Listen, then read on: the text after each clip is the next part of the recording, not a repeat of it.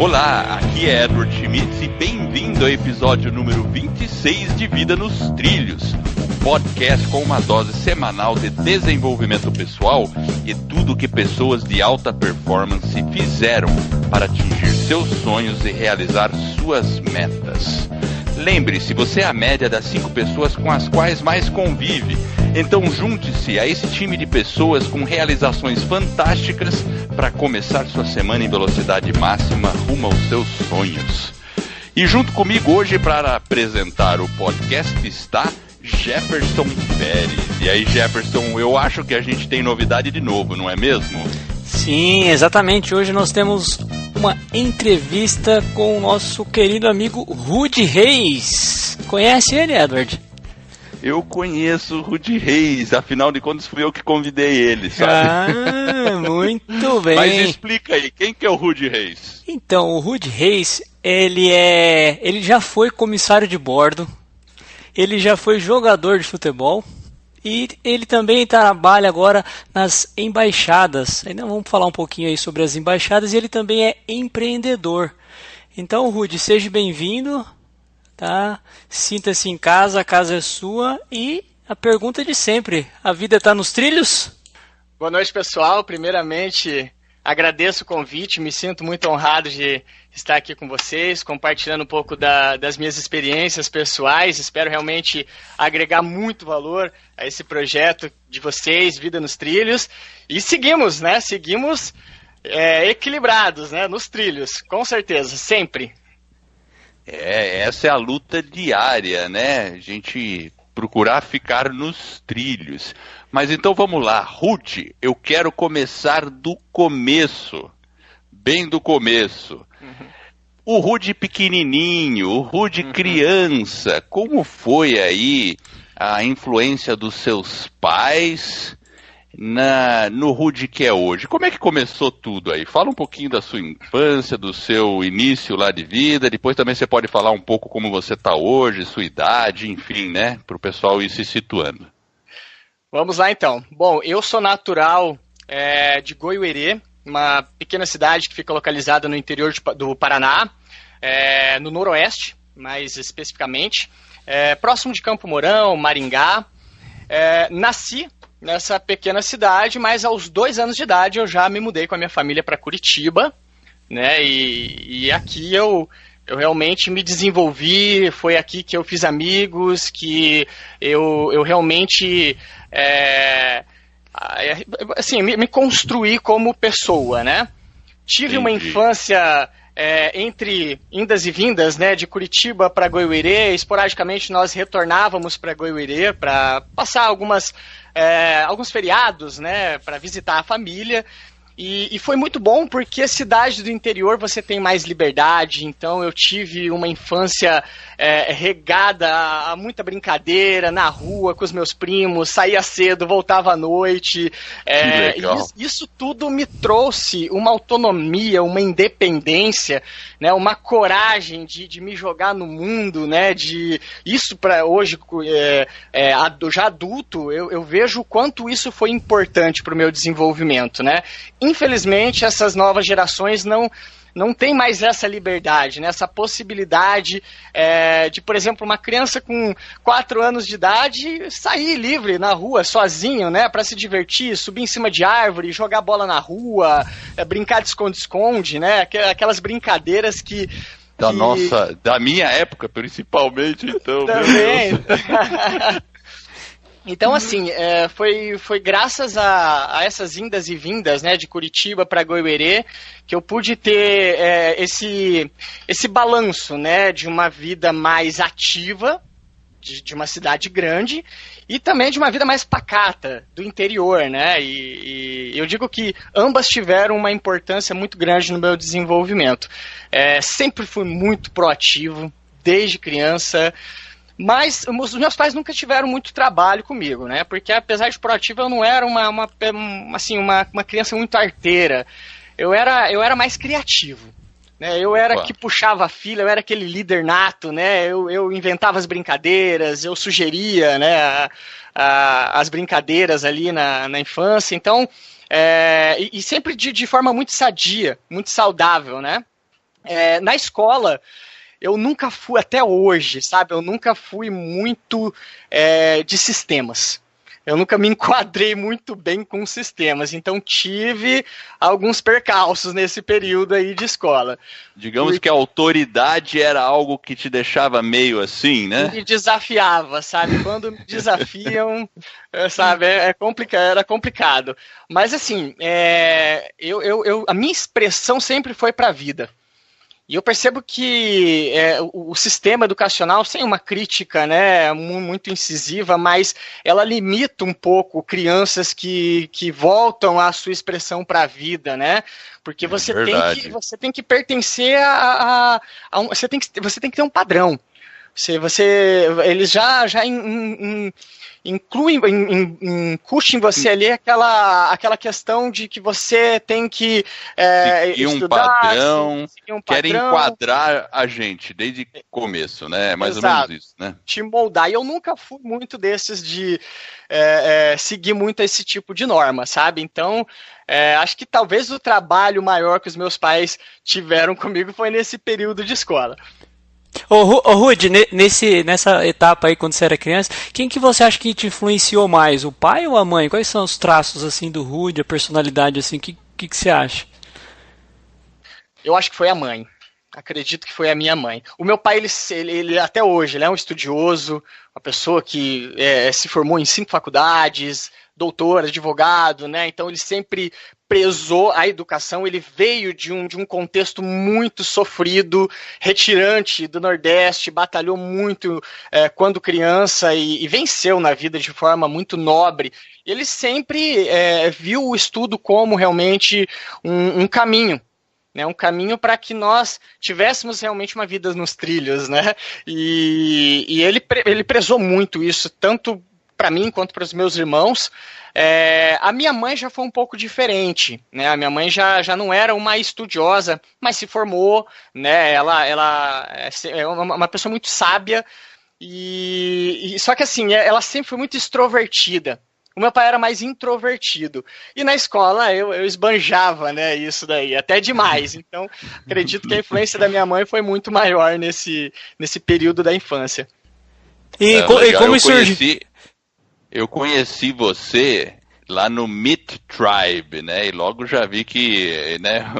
Aí depois você vai explicar o que é o Meet Tribe aí também, né?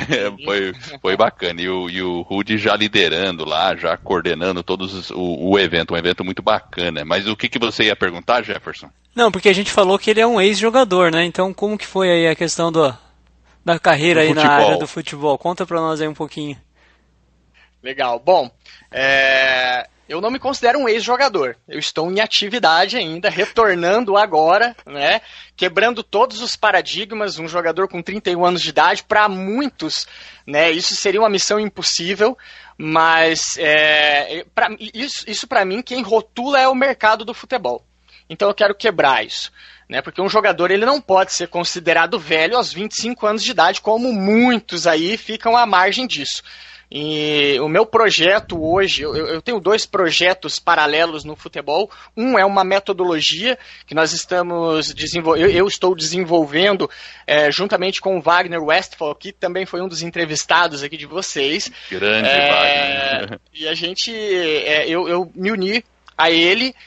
Agrupei uma esfera de conteúdos baseados na minha vivência com o futebol, tudo aquilo que deu certo, tudo aquilo que não deu certo, né? E reformulei, ressignifiquei para criar uma metodologia exclusiva onde a gente vai trabalhar o atleta de forma integral, dentro de todos os fatores, não somente o aspecto físico, mas também o emocional, o mental, o energético, o espiritual também. O jogador, ele para se considerar um jogador completo, ele tem que ter desenvolvido todas essas aptidões. E é isso que a gente quer trazer com o Mindset, né?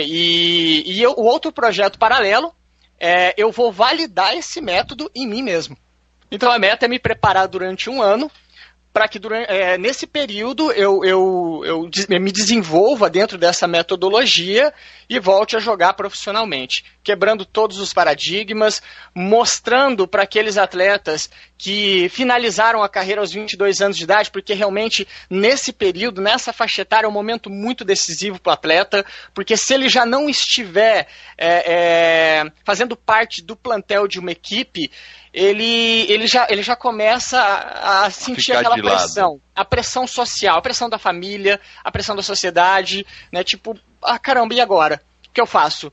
Continuo insistindo um pouco mais, ou largo tudo e vou buscar um emprego, vou seguir a minha vida, né? Então, muitos ficam no meio do caminho justamente por essa crença limitante que o esporte traz, que, ao meu ver, quem regula é o mercado esportivo, que quer lucrar cada vez mais com jogadores mais novos, né? E desprezam aqueles mais experientes. Então, é uma quebra de paradigma que a gente quer promover também com esse meu retorno ao futebol. Ok, e essa... fazer uma pergunta aqui agora. A pergunta eu sou completamente leigo e confesso, futebol não é o meu forte. Mas por que o Brasil perdeu essa Copa? Rudy, qual foi o ponto nevrálgico? Olha, Eduardo, o futebol, ele só é mágico, ele só tem essa magia porque ele realmente não tem como é que eu posso dizer? Ele é uma incógnita. Ele é um imprevisível, né? Ele é imprevisível, essa é a palavra. Ele é imprevisível, é isso que torna o futebol o esporte mais popular do mundo, né? Justamente por causa dessa imprevisibilidade. Mas eu acredito que houve um pouco de falta de gestão emocional dos atletas. Ao meu ver, é isso que faltou na Copa do Brasil, na Copa do Mundo aqui do Brasil, e é isso que faltou também agora. Né? O povo brasileiro, ele é um povo muito acolhedor, mas ele é um povo crítico também. E eu acho que os jogadores, depois desse boom das redes sociais, né, então toda a informação acaba chegando aos atletas. E eu acredito que eles não tiveram uma gestão emocional, apesar de estarem ali frente a um líder nato, uma pessoa incrível, um profissional fantástico que é o Tite, né? Mas individualmente alguns atletas ali deixaram a desejar na questão equilíbrio emocional. Então, ao meu ver, talvez essa possibilidade de avançarmos as próximas fases da Copa do Mundo foi deixada aí, né, para um próximo momento, justamente porque faltou essas competências emocionais. Essa parte emocional é muito importante realmente, né? E o seu projeto chama-se Mindset. É isso? Sim. O seu projeto em futebol? Exatamente. Lógico, tem influência com a palavra mindset em inglês, né? Mas se escreve mind e o número 7. Seria em português aí, né? Traduzindo, mente 7. O 7 é um número que me acompanha desde criança. Todos os times que eu joguei, eu tive a felicidade de atuar com a camisa 7. E, inclusive, o nome Rudy, né? Na numerologia, tem o final, né, 7, a minha data de nascimento também. Então eu sou muito místico, eu gosto de estudar a numerologia e a numerologia é realmente para mim uma ferramenta que nós temos de desenvolvimento e por isso eu nomeei esse projeto como sendo Mindset, até porque são 7 competências que nós iremos trabalhar também no atleta, então acabou sendo uma junção perfeita ali, né? Mindset, mentalidade. Muito bacana, ficou muito bacana, legal. Uma pergunta aqui, nessa fase de futebol, nessa fase aí do futebol, qual foi o maior desafio nesse início? E conta um pouquinho como surgiu o futebol, você entrou num clube e tal, qual foram as dificuldades, né? Conta rapidinho isso aí. Foi a primeira coisa? Você se tornou primeiro jogador e depois foi comissário ou Sim. Foi inverso, né? Sim, o futebol, ele realmente foi bem avassalador na minha vida aos 7 anos de idade. Foi quando eu iniciei, digamos, a minha carreira no esporte, né? Na verdade, a Copa do Mundo de 94 foi realmente aquilo que eu precisava para entender que o esporte ele é apaixonante. O futebol era o meu propósito de vida. Aquilo me marcou muito, aquela Copa me marcou muito. Assim como muitos da minha geração, né? E eu já brincava com os meus amigos na rua e tudo mais, só que em 94 foi quando eu pedi para o meu pai me registrar na Escolinha de Futebol do Paraná Clube, que é um time local aqui de Curitiba, e foi onde tudo começou. Eu não digo a minha carreira, né? Porque a minha carreira, de fato, ela começou aos 17 anos, quando eu me profissionalizei pela primeira vez. Mas digamos que a minha jornada no futebol começou aos 7 anos de idade nas escolinhas do Paraná Clube. E respondendo, já aproveitando, né, para responder quais foram, ou qual foi o meu maior desafio no futebol, foi lidar com aqueles que não entram em campo. Porque eu sempre fui uma pessoa que eu prezei muito a minha autogestão. E hoje em dia, no futebol, principalmente aqui no futebol brasileiro, se você não tem um empresário por trás da sua carreira, você dificilmente alcança âmbitos maiores no esporte. Sabe? Eu nunca concordei com a gestão de alguns empresários, porque, ao meu ver, muitos que se apresentaram não me apresentaram assim um plano de carreira onde eu pudesse acreditar que eu poderia colher frutos disso, né? Então, o meu maior desafio foi realmente me autogerir, né? Gerir a minha carreira independente de empresários. Entendi. E você ficou no Paraná, então, por muito tempo ou depois mudou de clube? Não, aos 10 anos de idade eu saí do Paraná Clube e girei por várias equipes aqui de Curitiba, né, categorias de base, até me profissionalizar aos 17 anos na minha cidade natal, no Esporte Clube Goiuerê. Na época, o meu pai assumiu a Secretaria de Esportes da cidade e colocou o time na segunda divisão do Campeonato Paranaense de 2005. Né? E nessa época, alguns jogadores que já atuavam com a gente aqui em Curitiba, no São José, no Esporte Clube São José, migraram para Goiuerê junto com a gente, porque meu pai era treinador do São José aqui em Curitiba. E quando ele foi para o Goiuerê, ele levou boa parte desses atletas para lá também. E ali foi um período muito importante no meu desenvolvimento dentro do futebol, porque foi a minha primeira experiência como profissional. Então, tudo que acontece de novo na nossa vida acaba ampliando o nosso mindset, né? Então, realmente foi, apesar de ter sido um período muito curto, nós disputamos o Campeonato Paranaense de 2005, a equipe foi muito bem na primeira etapa do campeonato, na primeira fase, mas depois não conseguiu manter o mesmo nível e o time acabou ocupando ali posições muito abaixo da tabela, o que fez com que o pessoal da equipe não desse sequência nos trabalhos com o Goiuerê.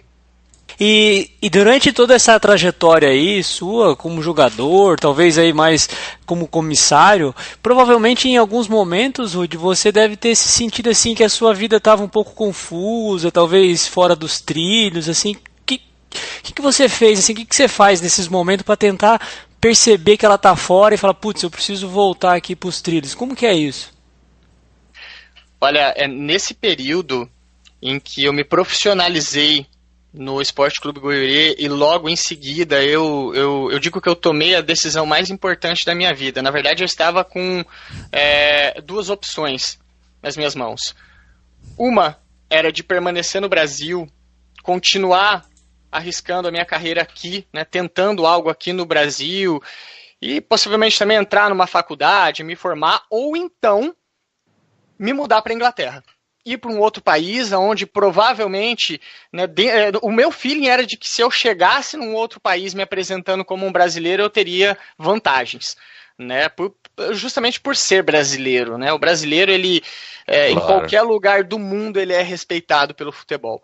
Então, na minha visão, eu chegando em algum país né, que não fosse o Brasil, eu conseguiria ter mais possibilidades de continuar a minha carreira, e foi o que eu fiz, né? Só que assim, quando eu cheguei na Inglaterra, não tinha nada certo. Foi nesse período, com 17 anos, que eu me mudei do Brasil para a Inglaterra. Na minha cabeça, eu ia conseguir realmente atingir o meu propósito, que era de jogar no futebol europeu. Mas muitos percalços apareceram no meu caminho, né, nesse período. Quando eu cheguei na Inglaterra, porque eu não tinha nada garantido, eu não tinha nenhum time, eu não tinha nenhum contato, eu tinha um sonho, né? Mas para sustentar esse sonho, eu tive que me manter lá. E aí eu trabalhei desde lavador de prato, né, o famoso washnap, como eles dizem lá, chefe de cozinha, trabalhei limpando escritórios, em construções também, como eletricista, barman, enfim, foram 6 meses navegando por essas profissões, né? Até que realmente a minha vida, ela virou de cabeça para baixo depois que eu conheci um empresário, e aí sim, um empresário do futebol, né, que me apresentou um clube de lá, e aí sim a minha vida começou a entrar nos trilhos novamente. Mas nesse período, antes de entrar nessa equipe, né, na primeira equipe que eu atuei na Inglaterra, eu sentia realmente que em alguns momentos eu tinha uma baixa, assim, sabe? Será que eu estou fazendo certo? Será que está valendo a pena estar aqui?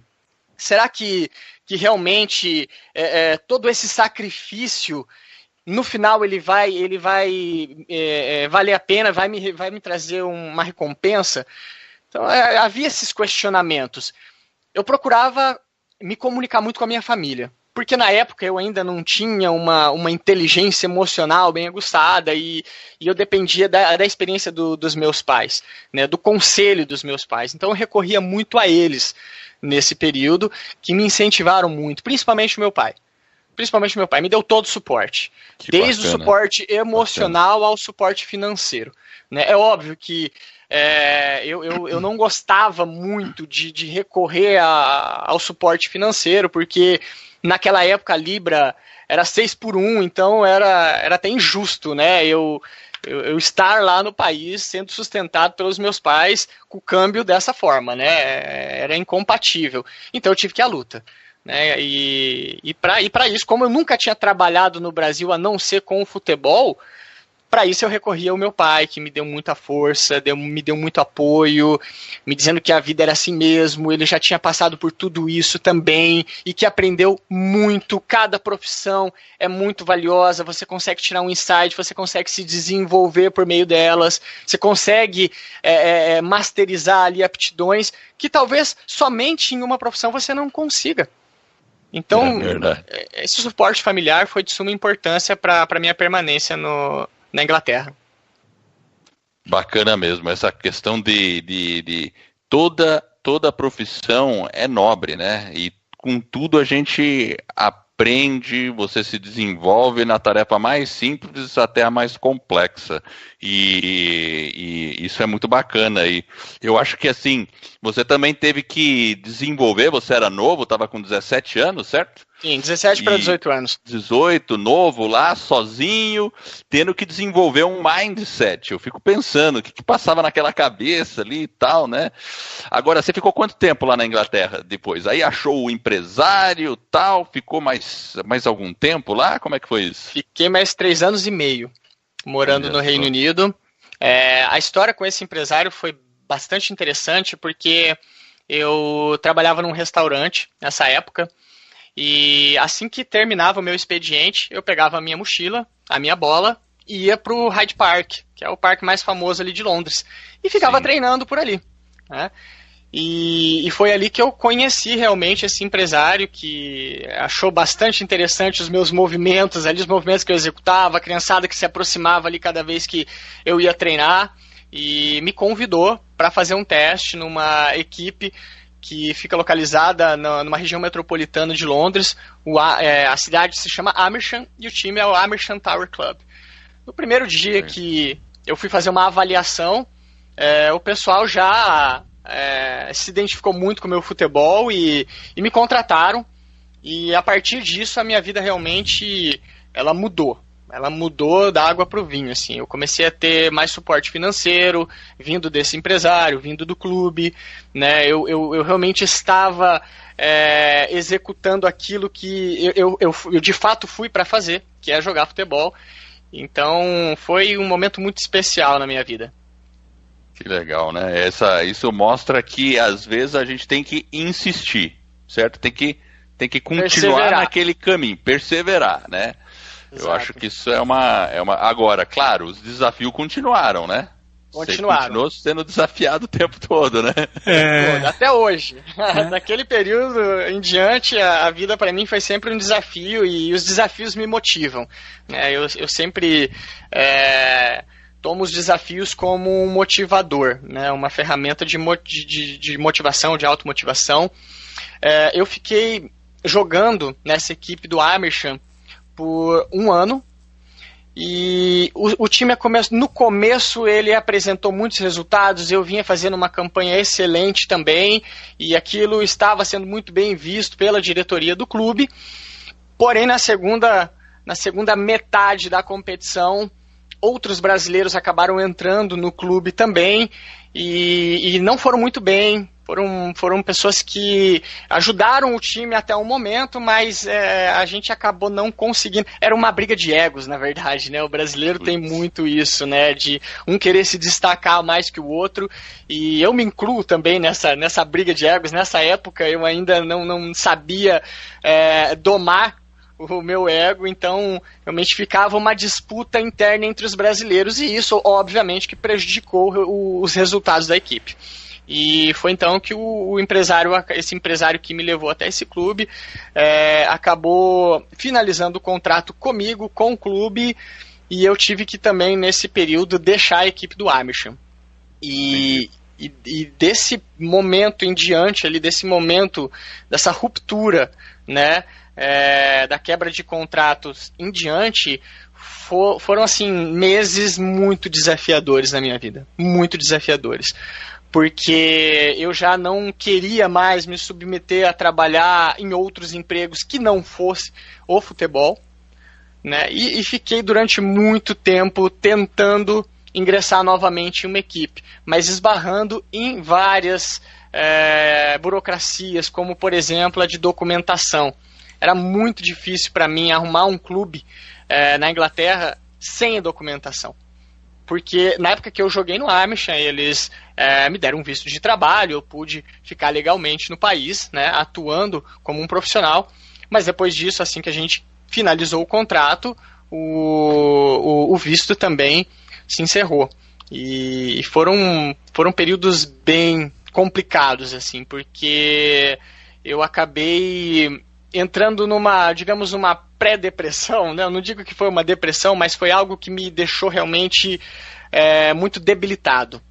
E óbvio, né? Quando você se encontra numa situação como essa, você acaba também conhecendo pessoas com a mesma frequência energética, e isso acabou também me levando muito para baixo, assim, sabe? Muito para baixo. Eu acabei conhecendo a noite londrina, né? Acabei andando com más influências ali durante 4, 5 meses, até que teve um dia que realmente esse laço familiar falou mais alto, e pensei muito neles, pensei que aquilo que eu estava fazendo não era correto, não daria orgulho a eles, e foi quando me reinventei, me mudei de Londres para uma cidade chamada Bournemouth, que fica localizada no sul da Inglaterra, na região de Dorset, e lá foi um recomeço para minha vida, para minha carreira no futebol, que realmente voltou a entrar nos trilhos. Eu conheci uma pessoa que... Eu sempre tive anjos que apareceram na minha vida, assim, como o primeiro empresário, apareceu uma outra pessoa que também trabalhava com futebol, era dirigente de um clube daquela região, e me colocou para jogar novamente, e desse acontecimento em diante eu consegui aí me equilibrar novamente. Que legal. O mindset, deixa eu entender, no momento que você percebeu que você falou, nossa, eu tô aqui descarrilado, noite londrina, sei lá o quê, qual foi o que passou assim? Qual foi assim as ações que você acha que foram fundamentais para você voltar nos eixos, né? Como é que foi isso aí? Primeiramente, a família. Como eu sempre digo, a família ela é um alicerce nesse momento. Era eu pensar na minha família, pensar que eu não estaria dando orgulho a eles, né, executando algumas atitudes que eu vinha fazendo naquele período. E outra coisa, o autoconhecimento. Foi onde eu de fato me conheci mais a fundo. Porque foram períodos que eu acabei me isolando de tudo e de todos. Então esse isolamento fez com que eu me conectasse com o meu eu interior. Fez com que eu entendesse que existe uma voz que conversa com a gente internamente e que ela tem todas as respostas que você precisa, mas você só consegue acessá-la a partir do momento em que você se põe em meditação, a partir do momento que você zera a sua mente, a partir do momento em que você, eu não digo se isola, mas que você se põe em retiro e começa a se questionar, começa a questionar o que realmente está acontecendo com você, aonde você quer chegar, né? O que você representa, o que você quer deixar de legado para o mundo. Muito Isso bacana. fez toda a diferença nesse período para mim. Realmente o autoconhecimento foi um fator crucial nesse momento de transição. Você poderia dizer, Rudy, nesse caso que o seu propósito, o seu propósito em si de ir lá para jogar o futebol também pode ter sido uma coisa assim que te chamou a atenção no sentido de voltar, sair desse isolamento e retomar ou não? Como é que foi? Sem dúvida. O futebol sempre foi um motivador. O futebol para mim sempre foi uma ferramenta de automotivação. Hoje eu considero como um propósito. Talvez vá além. O futebol é uma ferramenta que eu utilizo para chegar no meu propósito. Hoje eu entendo que o meu propósito é construir pessoas a partir do futebol. Compartilhando as minhas experiências, mostrando para elas, olha, esse caminho aqui eu já trilhei. Não dá certo. Eu acho que esse daqui você vai conseguir ter resultados mais eficazes, sabe, mais assertivos. Então, realmente o futebol ele serviu como um motor de automotivação. Entendi. E hoje você consegue fazer esse mesmo approach que você fez consigo mesmo com outros jogadores. Essa é uma etapa do projeto do Mindset, correto? Assim que vocês vão tentar ajudar os jogadores, né? Se eu estou entendendo corretamente, seria aplicar um pouco de toda essa experiência que você viveu, transformando ela num método para que você possa replicar com outros jogadores, enfim. Perfeitamente, perfeitamente. Eu agrupei, né, eu me pus também em meditação para entender o que eu realmente queria deixar como legado na minha vida. O que realmente o que eu quero ter como um rastro, como uma marca, né, na minha vida. E as minhas experiências com o futebol foram realmente o que me motivaram a agrupar linhas de conhecimento, entender realmente o que eu executei de forma muito empírica, né, e colocar isso de uma maneira mais profissional. Foi aí que eu conheci o universo do coach, né, PNL, a programação neurolinguística, a neurociência, entre outras linhas de conhecimento, né, que trabalham com a tecnologia humana, como eu e Wagner a gente costuma dizer, né? Eu executei toda a minha carreira de uma maneira muito empírica, muito intuitiva, mas eu sabia que aquilo tinha um fundamento, tinha uma ciência por trás, e foi aí que, estudando essas linhas de conhecimento, né, eu entendi que era possível eu transformar a minha experiência em uma metodologia que pudesse desenvolver e construir atletas aí de forma integral. E como que conta pra gente como que você chegou a questão aí do comissário de bordo aí? Conta pra nós um pouquinho. Bem interessante. Foi assim que eu voltei da Inglaterra. eu acabei me machucando nessa minha última experiência no Christchurch Football Club. Esse é o nome da equipe que eu atuei na região de Bournemouth, né, quando eu me mudei de Londres para Bournemouth. Eu atuei durante um ano para essa equipe e acabei tendo um problema no tornozelo que me tirou dos campos por um período de 8 meses. E como já faziam 3 anos e meio que eu estava na Inglaterra sem retornar ao Brasil, eu decidi voltar, né, passar um tempo com a minha família, recarregar as baterias, para depois eu analisar o que seria mais viável para mim naquele momento. E foi aí que surgiu a profissão de comissário de bordo através de uma ex-namorada minha, que eu conheci na Inglaterra. Nós voltamos juntos para o Brasil e a gente sentou um dia e começou a pensar, e agora? O que a gente vai fazer? Né? Quais seriam as opções que nós teríamos naquele momento, né? E aí uma tia dela já trabalhava como comissária de bordo, na época né, já não existente, né, a Webjet, e ela recomendou que nós fizéssemos o curso de comissário, porque era algo que nós poderíamos nos preparar a curto prazo. O curso de comissário ele tem a duração aí de 4 meses, e logo na sequência, se nós tivéssemos sorte, nós já seríamos chamados para uma seleção, e ali a gente já conseguiria, né, trabalhar e ser remunerado de uma maneira que fosse compatível ao que nós ganhávamos na Inglaterra. E aí foi então que a profissão de comissário de bordo surgiu na minha vida. Eu me preparei, né, durante 4 meses. A minha ex-namorada, ela acabou tendo mais sorte do que eu. Em 2 meses após o término do curso, ela já foi contratada pela Webjet, por indicação da tia dela. E eu demorei aí ainda uns 7 meses para poder ingressar profissionalmente na aviação.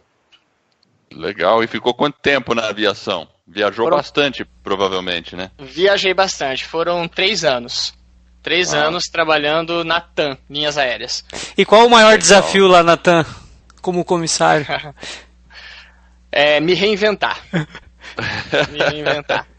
Esse foi o meu maior desafio. Inclusive, foi o que me afastou por um período também da aviação. Eu fui diagnosticado com síndrome do pânico. E o motivo era frustração. Um dos principais motivos era a frustração. Eu levava muitos times de futebol, né, em pontes aéreas, enfim, principalmente nesse período de campeonato brasileiro, a gente levava muitos times. E sempre que uma equipe entrava no avião, em que eu estava ali trabalhando, eu acabava tendo uma certa ansiedade, porque eu me via dentro daquele contexto e realmente o futebol sempre foi a minha motivação, o meu propósito de vida, e eu não aceitava, não admitia, né, não estar ali vivenciando aqueles momentos, né, e eu acabei me afastando, fiquei 6 meses afastado da aviação. E foi aí também que a minha vida ela começou a ter um significado mais espiritual. Eu acho que acredito que tudo tem um significado, tudo tem um propósito, até mesmo os momentos não tão bons. E foi nesse período que eu conheci uma psicóloga, que a primeira pergunta que ela me fez foi... primeiro, ela pediu para que eu explicasse o que eu estava sentindo, e logo na sequência ela me perguntou como é que está a sua questão espiritual. E eu não estou falando de religião, estou falando daquela energia que anima a matéria. Estou falando daquilo que você tem internamente, que todos nós temos internamente, né, e que traz um sentido mais elevado para a tua vida. E aquela pergunta foi realmente... Naquele momento eu fiquei pensando, gente... não estou entendendo, eu acho que eu estou tomando o caminho errado. Ela não está entendendo o meu problema, né? Eu realmente não estou conseguindo entender onde ela quer chegar com essa questão espiritual. E nessa época, eu me lembro que eu fiquei muito em dúvida, eu entrei em contato com ela e disse que eu realmente não estava conseguindo me conectar com esse aspecto espiritual que ela havia comentado, então ela me indicou frequentar um templo budista que trabalha com a parte... O budismo, ele realmente foi a primeira filosofia que me despertou espiritualmente. Porque foi onde eu conheci a meditação, foi onde eu conheci algumas práticas que me fizeram me conectar com a minha essência, com o meu eu interior. E a partir disso, fui conhecendo outras linhas de conhecimento, né, como o hinduísmo, enfim, outras religiões que trabalham muito essa questão interna do ser. E foi aí que eu entendi realmente aonde ela queria chegar com a questão espiritual. Eu entendi que realmente o meu lado espiritual não estava sendo trabalhado, estava sendo deixado de lado. E era por isso que aquele problema se manifestou na minha vida naquele momento. Eu não tinha um autoconhecimento, eu não sabia lidar com isso, né? Então, a questão espiritual foi um fator que acabou realmente me transformando numa pessoa totalmente diferente. Legal. E você pratica meditação com frequência, Rudy? Com frequência. Diariamente, isso não só no meu quarto, sozinho, mas às vezes eu estou correndo, eu estou meditando, eu estou treinando, eu estou meditando. Existem formas de meditar, né? No princípio, eu tinha uma extrema dificuldade porque muitas pessoas me aconselhavam a zerar a mente. Mas como fazer isso? Só de pensar que você não precisa pensar em nada, você já está pensando em alguma coisa. Né? Então eu tinha uma dificuldade muito grande para meditar. E com o tempo eu fui conhecendo outras práticas de meditação, prática mais ativa, em movimento. O próprio Tai Chi é uma prática meditativa também, né? E eu me conectei muito com essas práticas que executam, onde eu posso executar movimentos. O yoga também, né? É uma vertente da meditação ali que você pode utilizar em movimento. Então diariamente eu costumo meditar. De 10 a 20 minutos, ou até mesmo, dependendo do momento, eu costumo meditar até mais. Pô, legal. E isso te influencia bastante na sua performance, assim como atleta também? Como é que é essa relação aí? Muito. Demais. Eu digo que é um fator fundamental. Porque o atleta, para atingir alta performance, ele tem que entender como ele funciona. Ele tem que entender em que momento ele está sofrendo de ansiedade, ele tem que entender em que momento um fator externo, uma situação externa está afetando o emocional dele, e a meditação, ela te coloca nos trilhos, ela te coloca realmente em equilíbrio com a tua essência e você consegue identificar quando a ansiedade está se manifestando e você acaba diluindo isso a partir do reconhecimento. Você reconhece que aquilo está se manifestando no seu ser e você trabalha isso a partir da meditação. Eu entendo que a meditação aí é uma das estratégias provavelmente para você manter a sua vida nos trilhos. Quais seriam as outras duas? Bom, a prática física, né, exercícios diários. Não adianta você ter uma mente sã se o teu corpo está debilitado. Então é o equilíbrio entre corpo, mente e espírito. A mente você trabalha com a meditação, o corpo você trabalha com atividades físicas, né? O espírito você trabalha com conhecimento. Ao meu ver, a espiritualidade nada mais é do que conhecimento, adquirir conhecimento. E como que é a jornada aí de adquirir conhecimento, Rudy, para você? Que você lê? Como que é? Conta um pouquinho pra gente aí. Você tem algum livro favorito? Como que é? Tenho vários livros que me influenciaram. O primeiro que realmente me trouxe uma visão mais espiritual da vida foi a Profecia Celestina, do James Hetfield. Na verdade, a trilogia, né?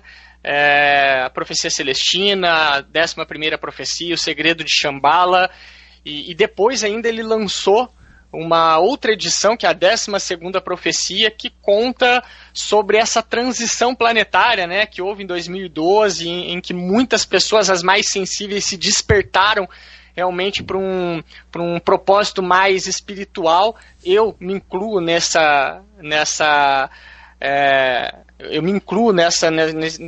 dentro desse contexto, né, de pessoas que se despertaram em 2012, e a Profecia Celestina, ela realmente me trouxe uma conexão maior com a espiritualidade, com o fator energético, né? E O Poder do Agora, também, do Eckhart Tolle, que também foi um livro que me ensinou realmente a me conectar com o momento presente. E isso é fundamental. Porque no futuro você não faz nada, o futuro ainda não existe. Você pode criar ele mentalmente, mas você tem que executá-lo no agora. E o passado já foi. Você não consegue voltar no passado. Então o único momento em que você consegue fazer a diferença é no agora. E a partir desse livro eu comecei a entender como estar presente em todo momento. Um outro livro também foi o Poder do Hábito. O Poder do Hábito, ele me ajudou muito a ressignificar alguns hábitos danosos na minha vida. Alguns hábitos que acabam levando a gente à procrastinação, acabam fazendo com que a gente não atinja os nossos resultados. Então esse foi um livro bem fundamental no meu desenvolvimento.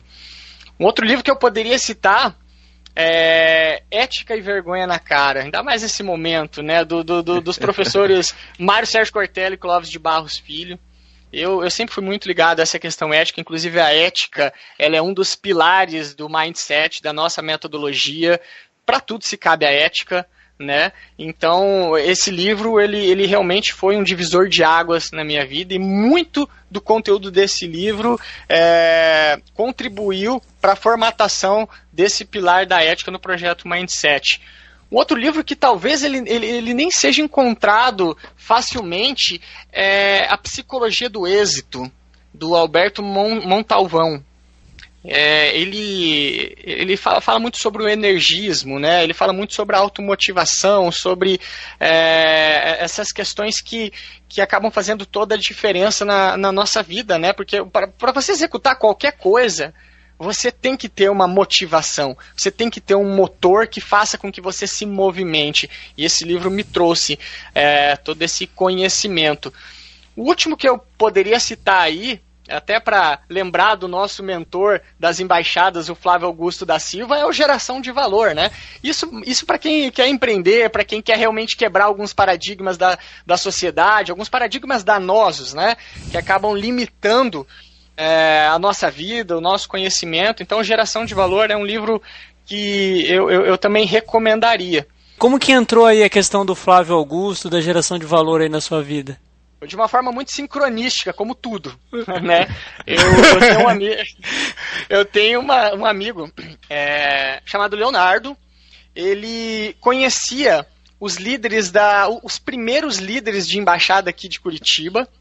E eu trabalho também com audiovisual. É uma outra habilidade aí que eu acabei desenvolvendo por uma questão de necessidade.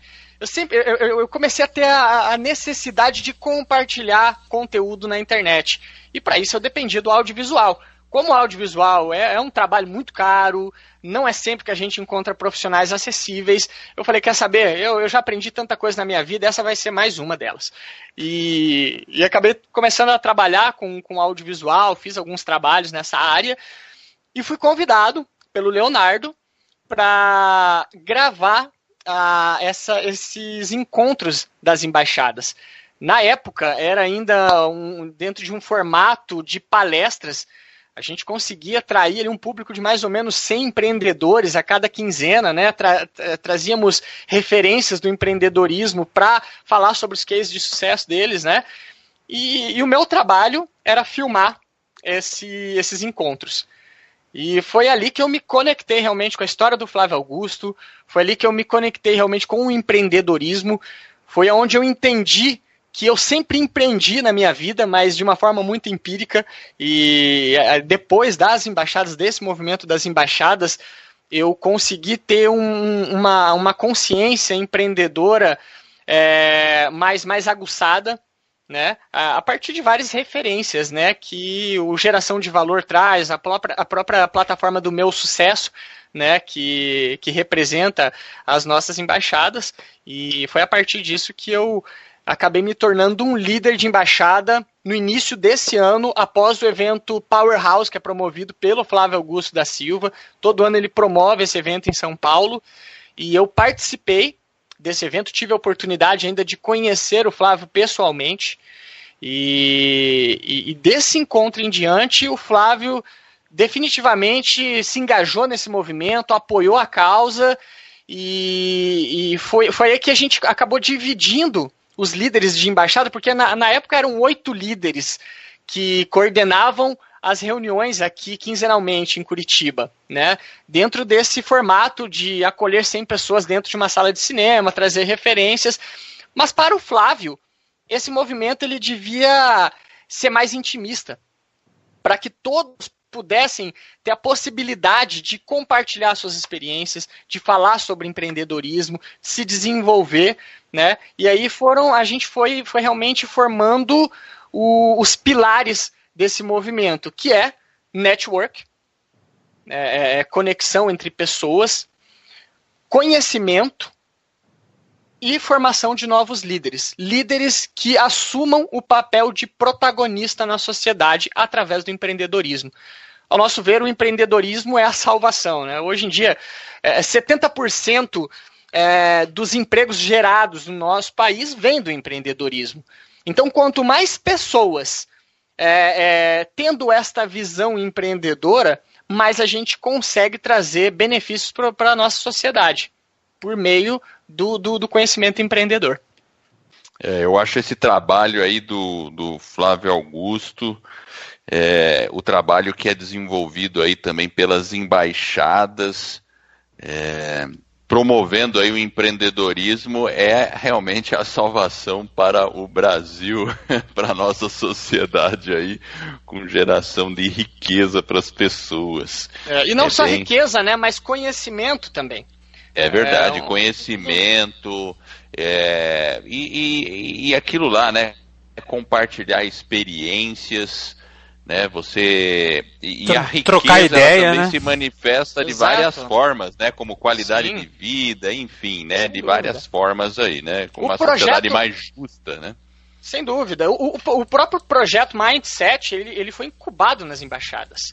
No primeiro dia que eu participei da reunião das embaixadas, estava o Sandro Cesardelo, que é um dos sócios do Flávio Augusto, né, dando depoimento, contando um pouco da história do Flávio, e eu comecei a ter alguns insights, né, por que o Flávio, o dono da WhatsApp, de uma rede de escolas de inglês, investiu em um time de futebol? Qual foi o propósito disso? E aí eu quis ir mais a fundo, eu quis ir além.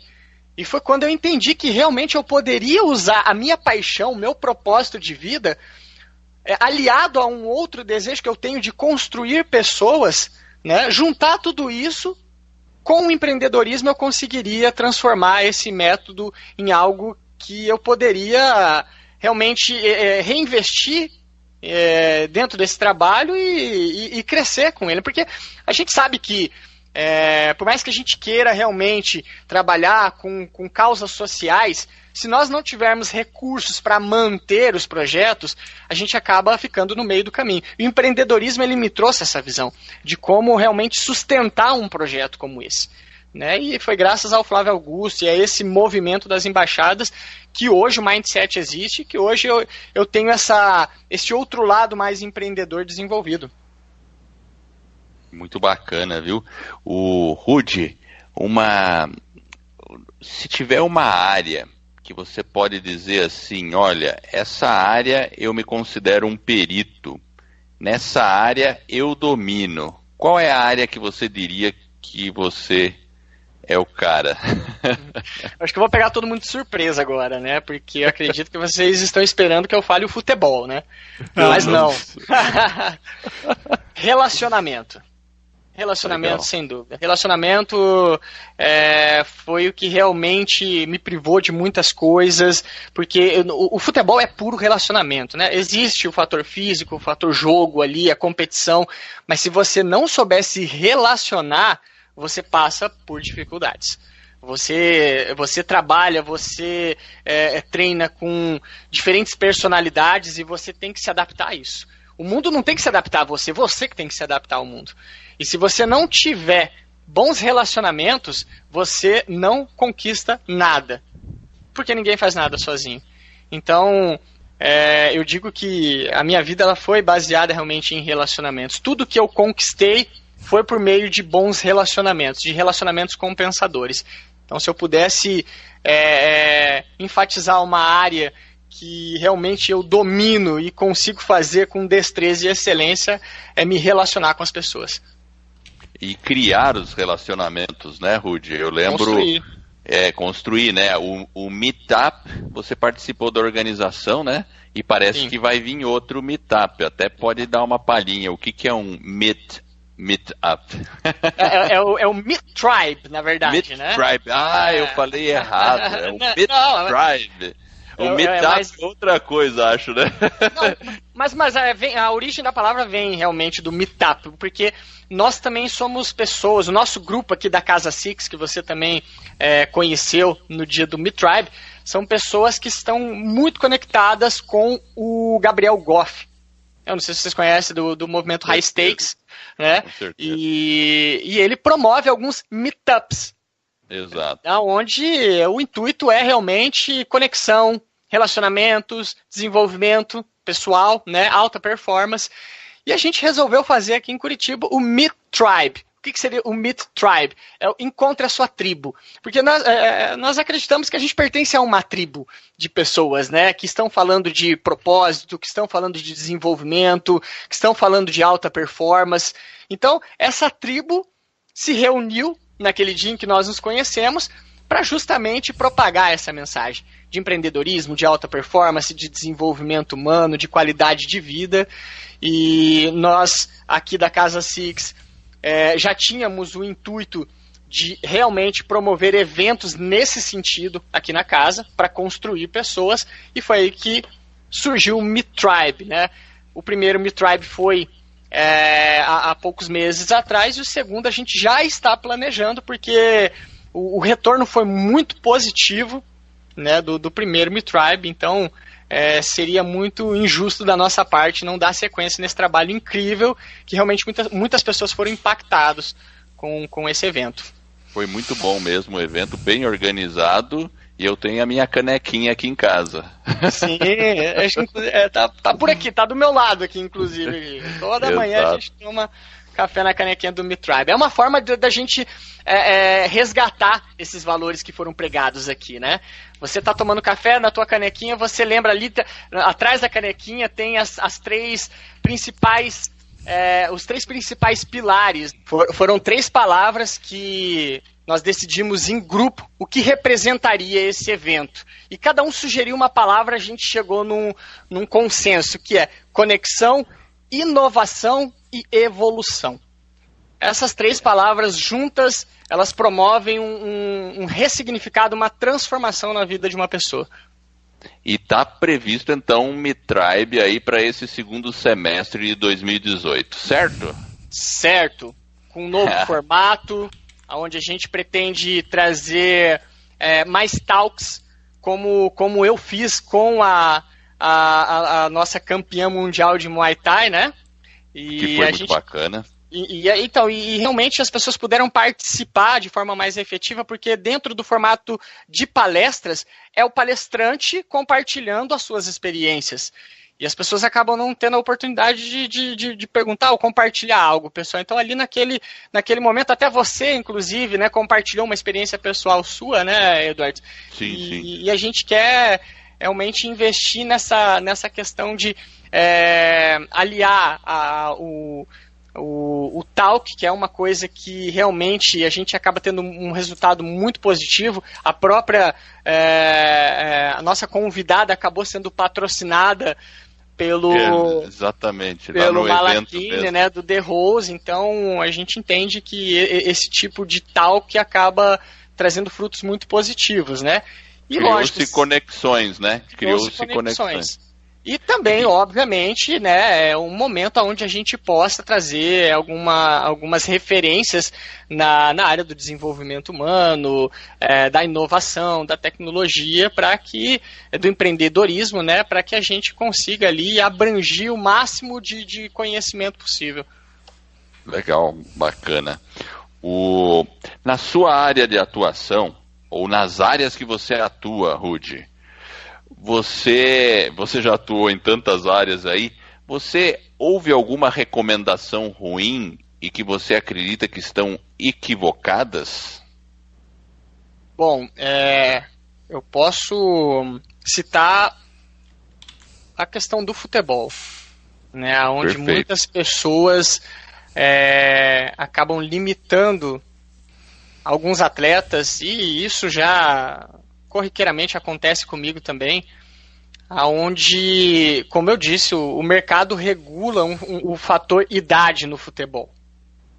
E muita gente, depois que eu realmente tracei essa meta de me preparar durante um ano para voltar a jogar profissionalmente, fui muito criticado, não muito criticado, algumas pessoas pontuais. Eu tenho pessoas ao meu redor que me motivam bastante, mas existem aqueles também que, por não terem as mesmas competências, por não ter a mesma motivação, querem te diminuir, né? Falando que você já está muito velho, o futebol não leva a nada, o futebol é um esporte muito egocêntrico, egoísta, onde jogadores ganham muito e fazem pouco, né? Eu até entendo que existem uns e outros, mas o esporte, quando você enxerga ele em essência, ele é uma ferramenta de transformação social, né? É uma ferramenta que pode salvar vidas. É uma ferramenta que na época do Pelé parou guerras. Então, se a gente utilizá-lo da maneira correta, a gente consegue ter resultados fantásticos. E a gente não pode limitar uma pessoa que quer jogar futebol por causa da idade dela. Ninguém tem o direito de apontar o dedo para um atleta de qualquer faixa etária e falar: você não está mais apto a exercer aquilo que você ama fazer. Né? Porque isso acontece no mercado. Isso acontece... Com certeza, mercado de trabalho, pessoas com mais de 40, 50, o pessoal fala, não, agora... Enfim, né? Eu acho que é uma coisa que a gente tem que lutar contra também, né? Porque o Brasil tem diversos problemas aí, e aí o pessoal acaba limitando as pessoas ou gerando preconceito para profissionais que têm boa experiência, que podem fazer um trabalho excelente e, na verdade, acaba sendo excluído, né?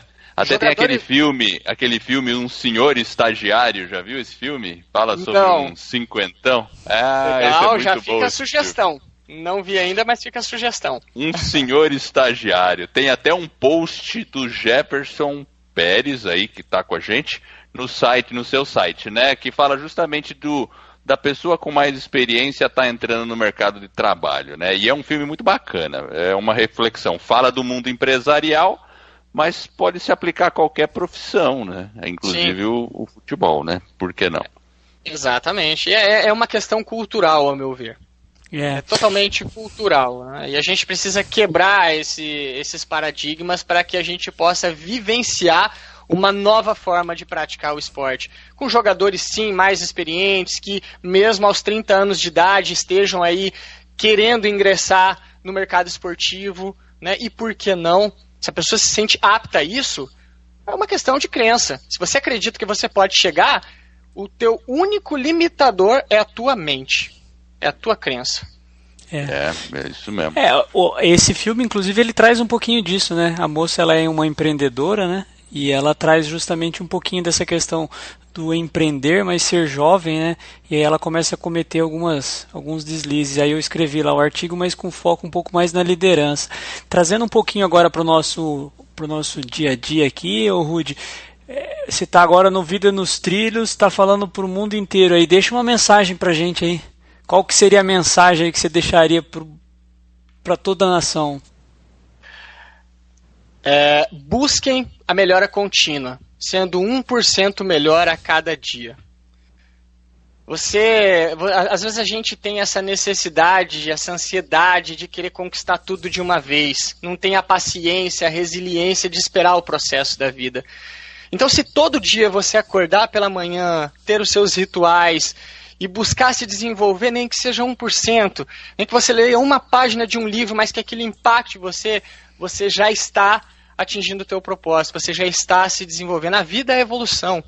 E você tem que acompanhar esse trilho da vida, esse caminhar, esse pulsar da vida, né? O universo, ele evolui e a gente faz parte do universo como um todo. A gente não pode deixar de evoluir. E para evoluir a gente precisa adquirir conhecimento, a gente precisa aprender, a gente precisa estar todo momento aprendendo algo novo, vivenciando novas experiências, sentindo novos gostos, novos cheiros, sabores, conhecendo pessoas. É por isso que eu exerci tantas profissões. Muita gente falou, esse menino não tem foco, porque ele faz tudo. E eu já via de forma diferente. Eu já vi que em cada profissão, ela acabou me dando uma pecinha que montou o quebra-cabeça da minha existência. Isso me desenvolveu. Eu sou o que sou hoje por tudo que eu já fiz. Né? Eu prefiro pecar pelo excesso do que pela falta. Então, a gente precisa realmente estar todo momento se conhecendo, adquirindo conhecimento. O nosso cérebro, ele se alimenta de conhecimento. Então, todo dia, procure ler um livro, procure escutar um podcast, procure se desenvolver a partir de mensagens que você escuta, a partir de pessoas que chegam na sua vida de forma sincronística. Nada por acaso, tudo tem um sincronismo. Então, esteja atento a esses sinais. Muito bem, melhoria contínua. Melhoria contínua. Sempre. Bacana mesmo. Eu vou fazer uma pergunta aqui que eu fiquei pensando. Rudy, você tem alguma alimentação específica, assim, considerando que você é atleta e tal? Como é que é a sua alimentação? Curiosidade pessoal agora. Sim. Olha, eu não sou aquelas pessoas bitoladas que seguem dietas e que estão ali a todo momento cuidando de 3 em 3 horas se alimentando. Nada contra quem faz isso, né? É um estilo de vida. Mas eu, mesmo sendo atleta, lógico, procuro me alimentar de forma adequada, mas não me privo de muitas coisas. Eu sou uma pessoa de experiências. Já tive meu período vegetariano. Fui vegetariano durante 1 ano, no período em que eu morei na Croácia, e tive dificuldades, acabei tendo problemas com isso, porque foi uma transição muito... Como é que eu posso dizer? Foi uma transição muito rápida. Eu decidi ir para a Croácia, assim, em 1 semana, e foi um choque cultural para mim, inclusive nessa parte da alimentação. Eu não encontrava os mesmos alimentos que eu encontrava aqui no Brasil para substituir, por exemplo, a proteína da carne. Né? E eu acabei, lógico, dentro da minha rotina como atleta de alta performance, passando mal em um treinamento e tive que voltar a comer a carne justamente, né, ter uma dieta baseada na carne, porque senão eu poderia ter problemas e a minha performance iria cair, né, o meu rendimento poderia estar ali em jogo, né, e então eu comecei a me testar, eu procuro sempre testar possibilidades, né. Hoje a minha alimentação é baseada em vegetais, grãos, carne, né? Então procuro me alimentar dessa forma, de maneira mais regrada. Também costumo fazer jejum, de vez em quando, no período da manhã, eu tomo uma água com limão ali e fico em jejum até 1, 2 horas da tarde, né? Para realmente fazer uma limpeza, né? Digamos que isso seria um detox ali pro organismo. E então, assim, eu não tenho uma dieta específica, eu vou testando aquilo que me convém e o que dá certo eu acabo mantendo. Legal, essa questão do jejum é bem interessante, né? Dizem que já é um santo remédio, né? O jejum. Sim. É uma limpeza, né? A gente acaba limpando o nosso organismo. É verdade. O Rudy, como é que as pessoas podem entrar em contato com você? Bom, pelas minhas redes sociais, vocês me encontram no Instagram como Rudy Reis e também no Facebook. Eu ainda não... Eu tenho o meu canal no YouTube, mas não estou alimentando com conteúdo. Já tenho alguma coisa lá, né? Mas faz um tempo que eu não atualizo. Então eu estou mais ativo no Instagram e no Facebook pelo nome de Rudy Reis, vocês me encontram lá. Eu vou até soletrar aqui, porque muita gente coloca Rudy com U, mas é R2OODY. Rudy Reis. E o Reis normal. Perfeito. Aí depois a gente vai colocar no show notes todas as anotações aí do nosso podcast, vai ter aí os seus dados de contato, você passa pra gente, a gente deixa lá, aí o pessoal pode saber. E com certeza, aqui no Vida nos Trilhos, a gente vai eu vou estar sempre anunciando os Meet Tribes que houverem. Muito bom, agradeço. A gente vai estar divulgando aí também para quem quiser participar quando estiver aqui em Curitiba. Certo? Sem dúvida, e provavelmente acontecerá agora, né, nesse segundo semestre. Não temos uma data ainda, a gente está definindo os palestrantes, o formato, mas acontecerá nesse segundo semestre com certeza. Legal, realmente um evento imperdível. E olha, Rudy, eu agradeço muito a sua presença aqui no podcast Vida nos Trilhos. Eu acho que toda a experiência de vida é uma coisa fantástica, sabe? Daí a gente conhece mais a pessoa, fica entendendo qual mindset que ela usou e olha, realmente uma experiência fantástica sua aí. Parabéns, viu? E poder compartilhar também é fantástico, né? A gente acaba esvaziando o nosso copo ali, acaba de alguma forma impactando pessoas a partir de um detalhe que você acaba compartilhando com elas, né? Isso é muito importante. As pessoas gostam de histórias. Eu mesmo gosto muito de histórias. Volta e meia, eu estou escutando algum podcast com um depoimento do Flávio, com um depoimento de outras pessoas que impactaram a minha vida. Isso é importante. A gente aprende com a história de vida das pessoas. E o trabalho de vocês realmente vem de encontro a todo esse momento de evolução. Primeiro por ser algo, pelo menos aqui no Brasil, inovador, né? Eu conversando com o Edward, que nos Estados Unidos o podcast ele já é mais popular, né? Então, parabéns pelo trabalho de vocês, pela iniciativa, e me coloco aí à inteira disposição. Sempre que precisar, estarei aqui com muito gosto, compartilhando experiências e conhecimento com vocês. Maravilha, excelente. Muito obrigado, então. E eu quero agradecer você que está nos ouvindo. E eu espero de coração que este episódio e todos os outros que a gente venha a produzir ajude você a colocar sua vida nos trilhos, rumo às suas mais justas aspirações. Se você gostou do podcast e da nossa mensagem, assine o nosso podcast e faça uma avaliação.